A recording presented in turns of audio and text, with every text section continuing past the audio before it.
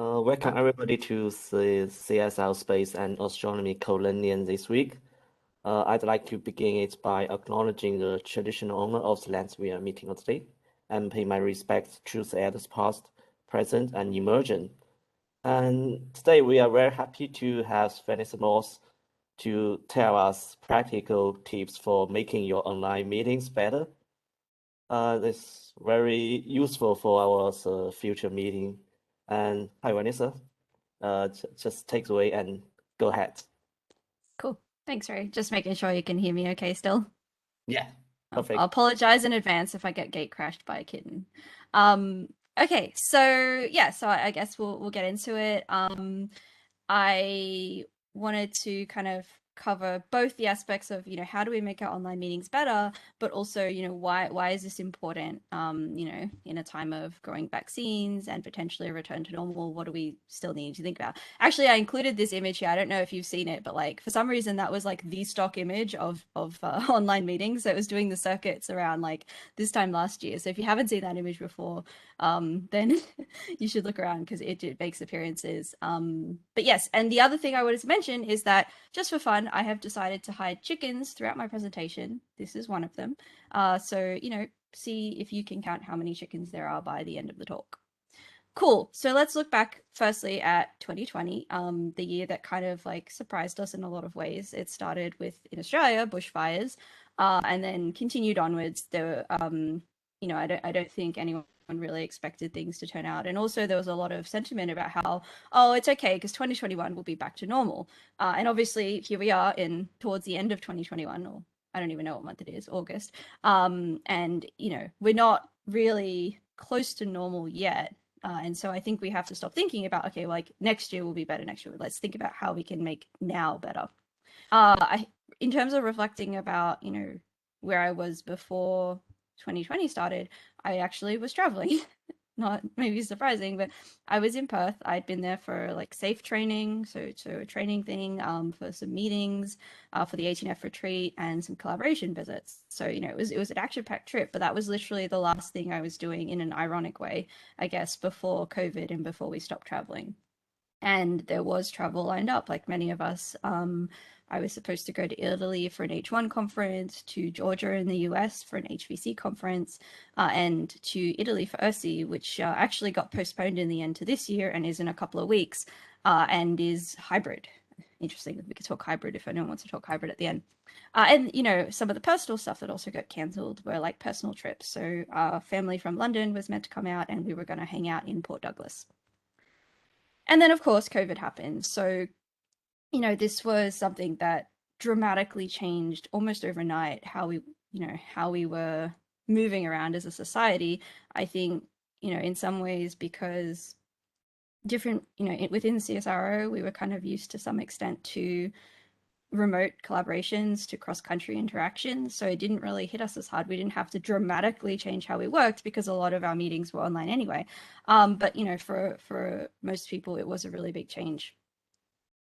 And so we did shift online more than before, lots more meetings with varied success. And yeah, so it was kind of, I guess, what I would call like a reactive shift. We had to change very quickly. We had to adapt our conferences very quickly. If they weren't already online, we had to, completely remove that in-person aspect. I hate when I'm this person.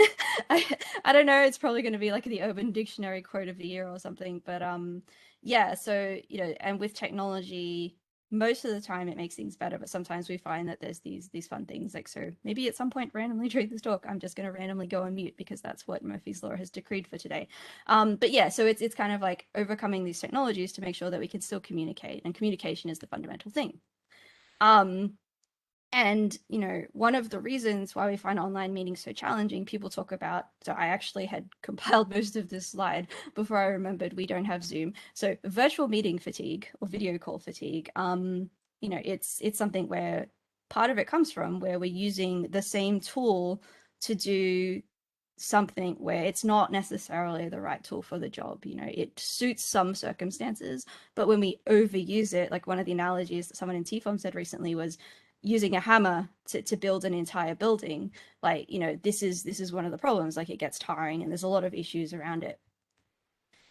But as much as there is bad stuff associated with going online and online meetings and the challenges, we actually also have to think about what are the benefits? What have we gained through this? So this is the result of a survey that we did just in our Birds of a Feather session last year, where we asked people, you know, if SIGGRAPH, this is a conference I would never have gone to, never been involved with if not for COVID, would you have been in person? And it was meant to be in Los Angeles. And you can see from this distribution, this is 30 people, but there it opens up a lot of possibilities for being connected when you're not physically in the same conference or the same room or the same hallway together. Like, who is now part of the conversation that wasn't before?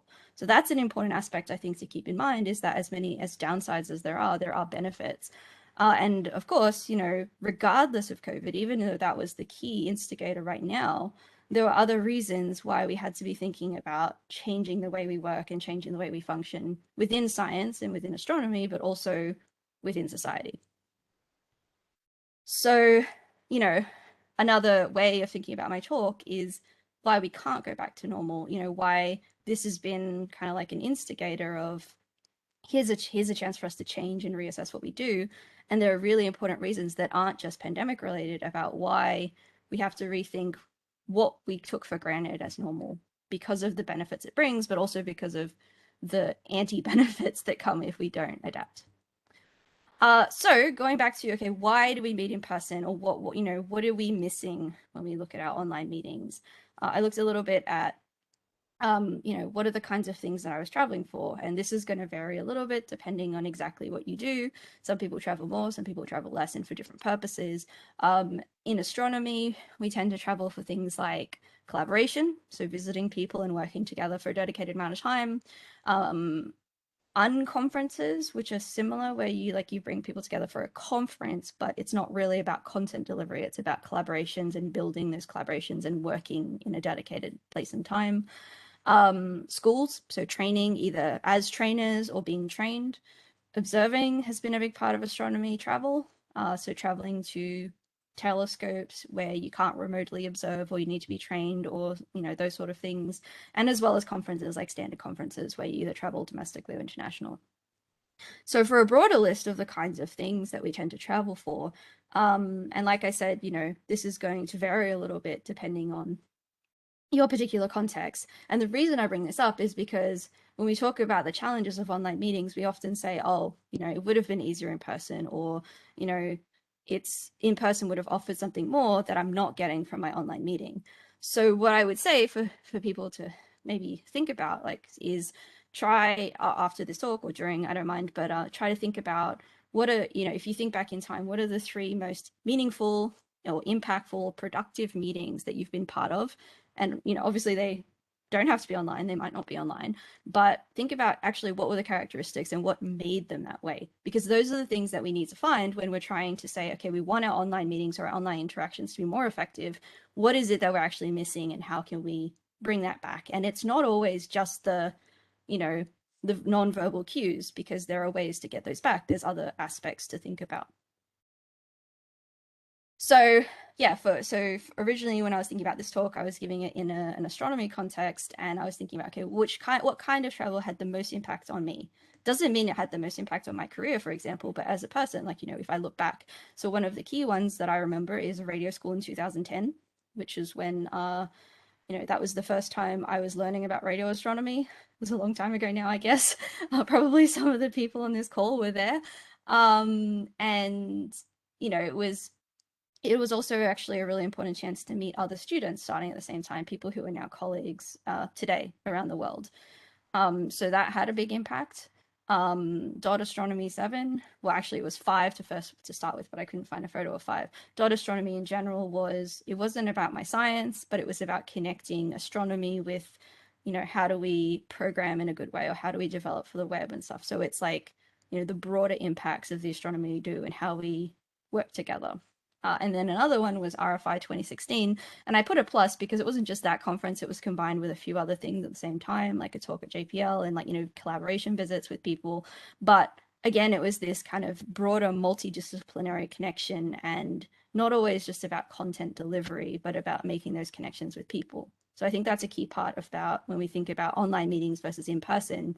We don't actually go to conferences just to listen to people talk about their latest work. And actually, maybe that's not the main thing we get out of it. So, is this normal? Say we had the chance and everyone's vaccinated, which would be awesome, and we can just travel as normal. But is that normal the thing we should go back to? Is that the right normal? Should we really be traveling as much as we did? And there are reasons to travel, but there are other reasons not to travel. And so one of the things we think a lot when we think about online meetings is like, what happens when you're not in the room? And I guess everyone here has had probably the experience where you've been the only online person and there's been a room of people and they're all kind of talking to each other and they're looking at each other and you're not really there and you feel like a fly on the wall. So, what is that feeling and how do we avoid it in our online meetings? Because we want everyone to feel included and part of the conversation, regardless of where they are or what the meeting is. And the other question is, can we actually be together when we're not physically together? Do we need to be in the same hallway to have a meaningful connection? I would say no, but that's going to vary depending, and there's different things you can do. But it's like, how do you get around these challenges so that people still feel meaningfully connected, even when they're not physically together having lunch? And the other thing I think that gets conflated with this a lot is, COVID is bad, pandemics are bad, lockdown is bad. These are all bad things, but there is some good that has come out of it. So thinking about in terms of, separating remote work or online meetings from COVID and the impacts of that is really important because not everything about COVID has been bad. If you haven't seen, so this is the book version, but there's a video that was put out by, I guess he's a comedian in general, but it's called The Great Realization. I've put the links. I'll share the slides after, but for the sake of the chicken hunt, I wasn't going to share them during. And I'll put the link in the chat after. But anyway, if you check out that video, it's really great. It's like, kind of like a positive take on the things we got from this situation rather than all the negative stuff, which is also very bad too. So in a way, I know this is probably old news, but we held a symposium in September last year. So we're almost at the year anniversary of that, actually. And the goal was really, I guess, very meta because we were having a meeting about how to have better meetings. And we were trying to make that meeting good at the same time as much as we could, learning from people's experience. And so we learned a lot. We looked at both the today, what can we do today, but also what's coming up in the future and what can we do to make our meetings better. A lot of effort was put in from the organizing committee, some of who are on this call, to really make sure that we captured the lessons learned as much as possible. We wrote an 88-page report. I don't know, maybe someone can raise their hand if they've read it. I know it's long, but there's a lot of stuff in there. We actually just wanted it to be a resource. And we also focused a lot on what were our key findings or our key recommendations that people could take away and use. And so that's where I guess we get to the practical tips part. I'll note, again, I'll share the slides, but there's the link to the report on this slide. There's also the link to, we wrote a Nature Astronomy comment that sort of summarizes the key outcomes and recommendations. And we have a website that we're constantly updating as we do further activities in this space. So those are there. And I guess, the key recommendations are what you see in the list, which is DICERV. And what I'm going to do quickly is go through them. I'm not going to actually read these all out. Like I said, when you have the slides, you can have a look and see which tips might apply to you or things that you can try. But I'll give a very high level overview of what each bit means. So digital first, there's a reason we led with that. Digital first means, it doesn't mean online, by the way. It just means thinking about the digital people because they often get left behind. So if you're doing an in-person event, but you have online, so hybrid, try to make it so that those people aren't treated as second-class citizens, or the in-person and the digital people have ways to interact from the same level playing field as much as possible. We actually, totally think, yes, there is still stuff that it makes sense to do in person because it's hard to do online. But when you have these hybrid situations or you have people online and people in person, make sure that you are bringing everyone to the table as well as you can. So that's digital first. The kind of key, I guess, goals embedded in this acronym are accessibility, inclusivity, and sustainability. And these were three of the key themes of the conference itself. I guess put simply, try to be accessible, try to be inclusive, and try to be sustainable. These, there's loads of things you can do, but really, I think even the starting point is just, are you even thinking about these things? Are you thinking about how accessible it is? What is it like to someone who can't hear, or someone who is neurodiverse? Like, are you actually thinking about these things? Are you thinking about when you run an event on the East Coast, what are the West Coast people feeling? Is the time zone appropriate? Like, that's the inclusive part. And then the sustainable part is, what is the harm to the environment of everything we do? And if we are doing that harm, is it worth it? Experimentation. So this, I guess, hopefully in a science crowd, everyone loves experiments. This is really, I mean, I think this comes through sort of also in other things like even leadership training, is that we don't want to get fixed in our particular ways. It's good to have what people describe as a growth mindset and be willing to try new things. And that doesn't mean to change, it just means to try them and assess them and say, okay, are they better?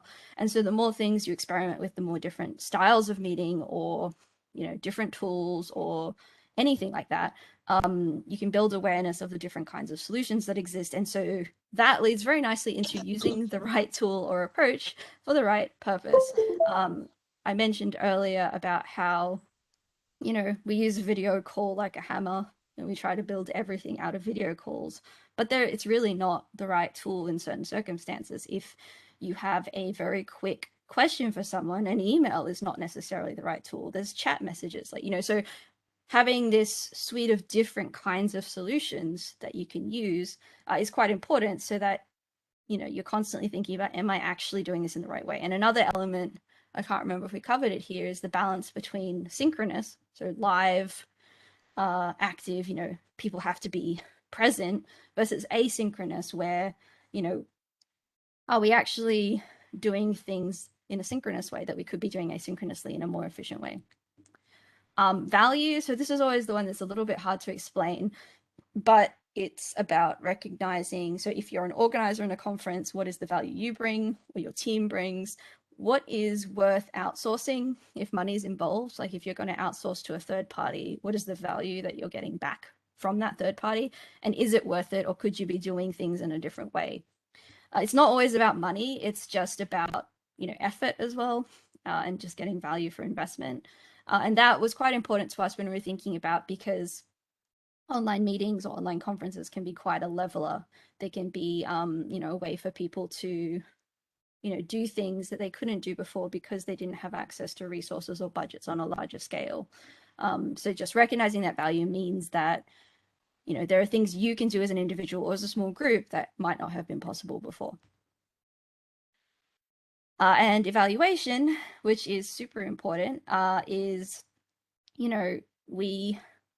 people talk about, like, I don't know, it's a bit dark, but post-mortems. Like, if you're trying to do a project, or you're trying to run a conference, and then you go through this thing and say, okay, everything went wrong, it was a disaster, what was it?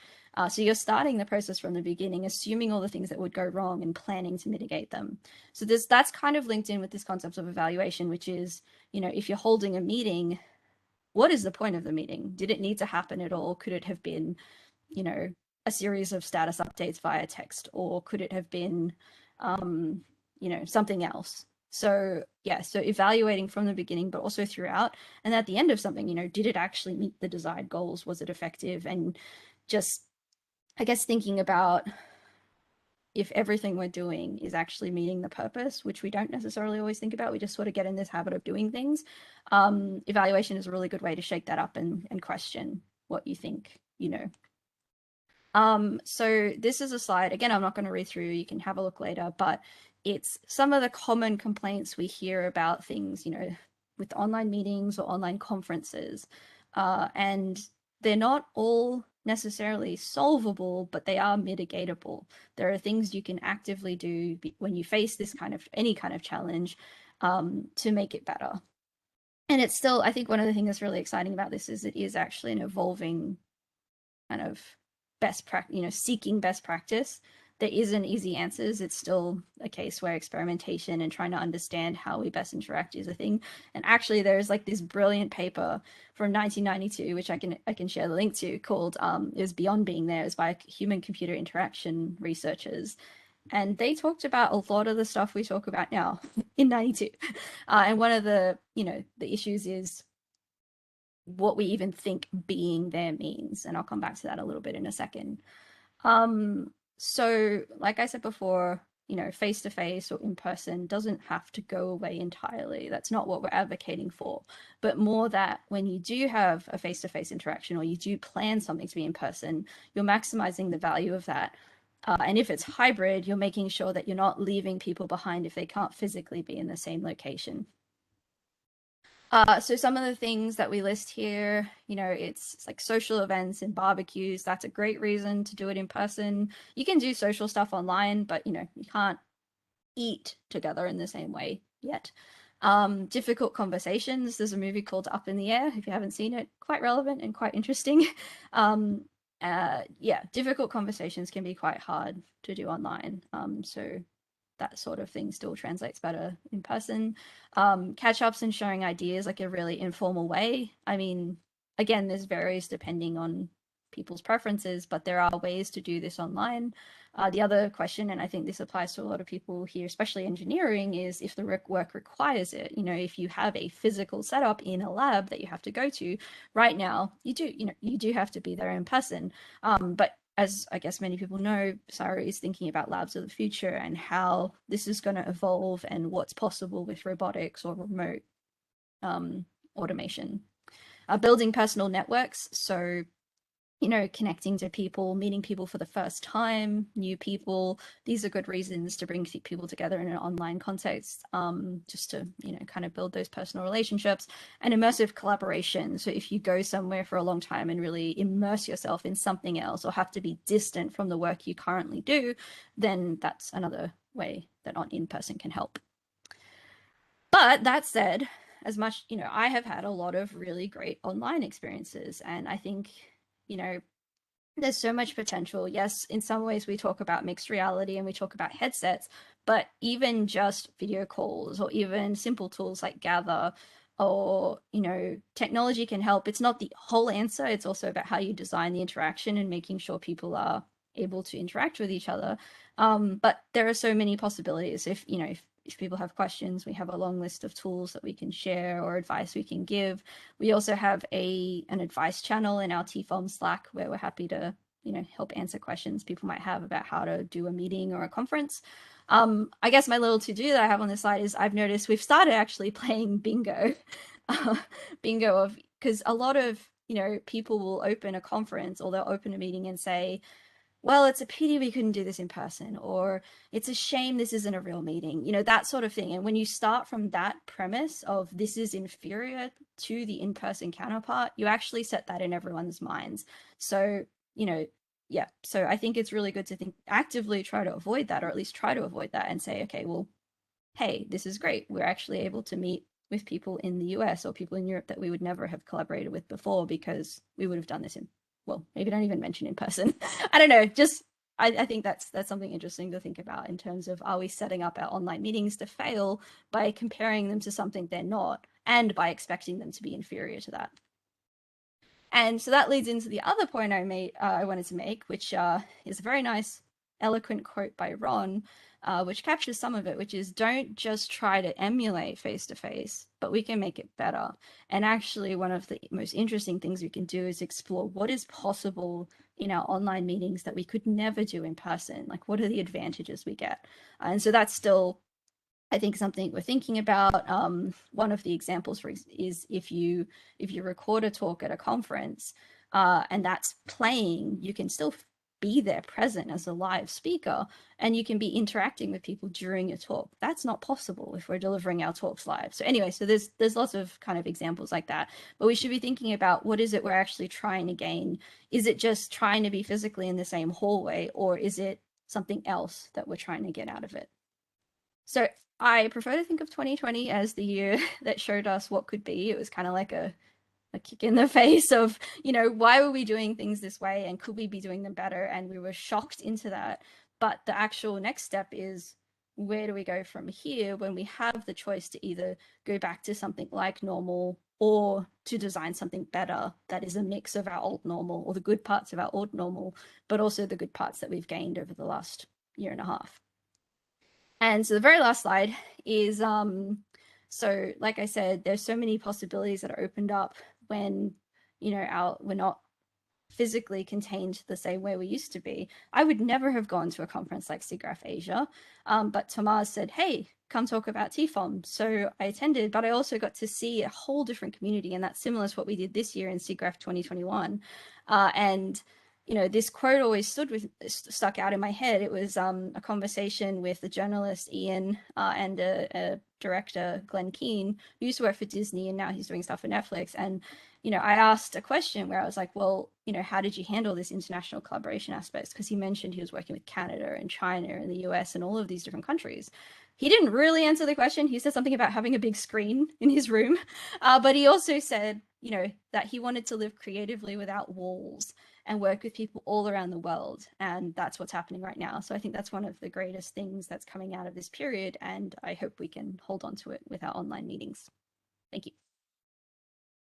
Thanks, Vanessa, for some very nice talks. Thank you very much for providing us so many practical tips to make our online meeting better. Any question for Vanessa? Please feel free to raise your hand.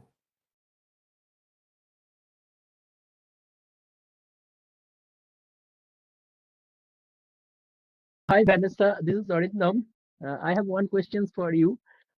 Really very nice talk. But I mean, because particularly for attending conferences, I have some observation because after COVID, I have attended quite a few conferences, like as a paper presenter or as session chairs. So the main problem that I find with the online experience versus the physically attending them in person is that, so as you said, typically when you go to a conference, not only like we attend the invited talk or the research paper sessions, etc., but we also do a lot of social networking, like during the tea breaks or the coffee breaks or lunch or even after the conference, right? And also we go to, for example, if it is hosted in a university, for example, once a conference was in San Francisco, I took one day, I went to the University of California, Berkeley, to understand that. So all these kind of things that is come, and also the travel, like going outside from the hotel or something, which is very interesting, right? I mean, that kind of thing you miss. And what happens is that so for example, recently I attended one thing, what is happening is that you have this your day-to-day work, right? And you, during that, so there you was like physically in person, it was there, and you don't have other things to do, right?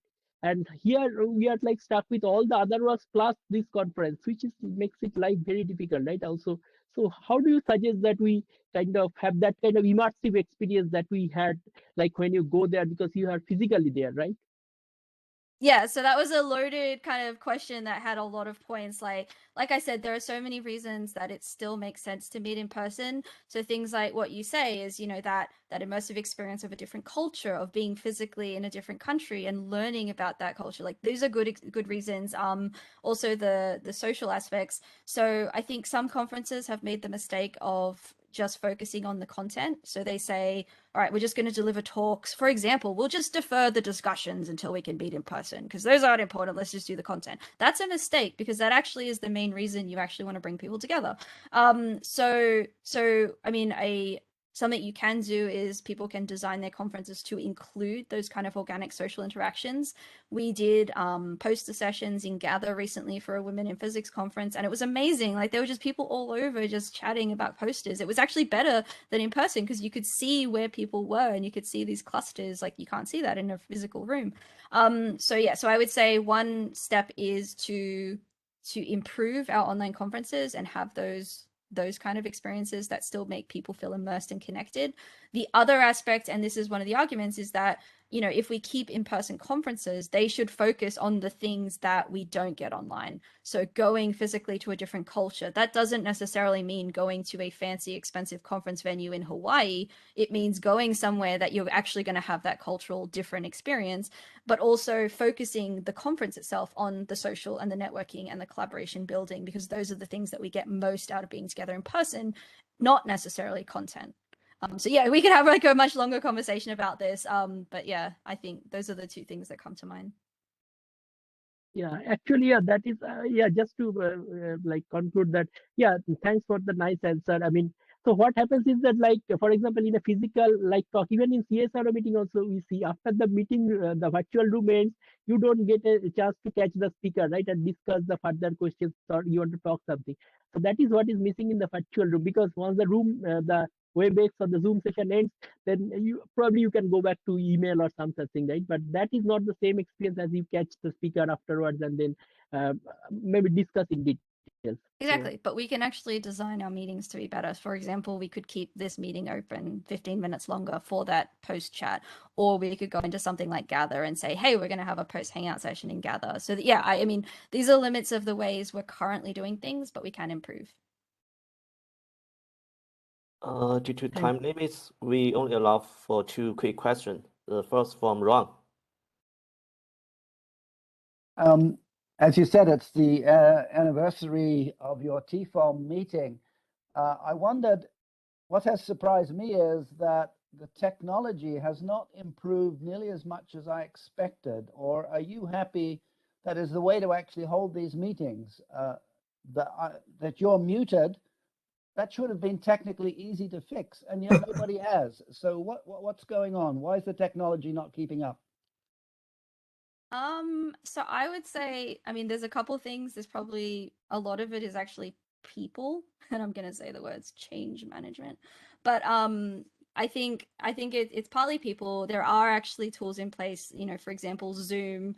I don't know if WebEx does it, but like Zoom will say, hey, you're talking, but you're on mute. And often it's because I actually intentionally want to be on mute. So technology can help. It is improving, it is getting better, but you know, it's also people, it's people adapting. And you know, I guess I remember 10 years ago when people were still learning how to share PowerPoint slides or AV and how problematic that could be. I think, you know, it's a process, and we've actually come a long way in a year. Technology wants us to be in mixed reality. Like, it wants us to have headsets, it wants us to be in augmented, it wants us to, like, you know, look beyond the laptop and actually be physically together in a virtual space. And so things like, you know, you're going to hear words like the metaverse, or if it's Unity, it's the omniverse or whatever.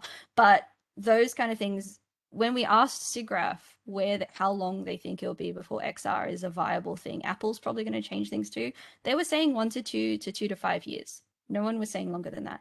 So I think that's going to really change things even over the next couple of years, hopefully. Last question, Ray. I saw your hand up. Yeah. Actually, within this group and groups like this, the technical challenges have almost gone away. The other day, I gave a seminar to social scientists, and it's like going back 2 years that they're all fumbling. Am I connected? All this stuff. Right. That wasn't my question. My question was, it wasn't a question, it's a comment. I want to support very strongly what you said about when we, at the end of COVID, if it ever happens, let's not go back to the old ways. What's something I've really enjoyed about the last year or so, the number of international meetings I've been to, which I could never normally do because all these meetings are online. I can just drop into a conference, like the VLA 40-year anniversary. I didn't go to all of it, but I dropped in for a few talks, and they're really good talks. There's no way I could do that normally. So and the other thing, by the way, to facilitate that is it's ridiculous for conferences to have big conference fees. They really, there's no excuse for not being free nowadays. So when we go back, let's try to maintain this online thing. And as you say, the online thing shouldn't be the second-class citizen. It should be the main point, but by all means have a few people there as well if they want to be. Yeah, thanks, Ray. Yeah, I agree. Like, I mean, another aspect that I've noticed, for example, is I have an honors student at the moment, Emily. she was able to give her first talk at an international conference on CSS and GPS sources. She'd never have that chance. And this, you know, it was supposed to be in Poland. She would never have gotten to do that.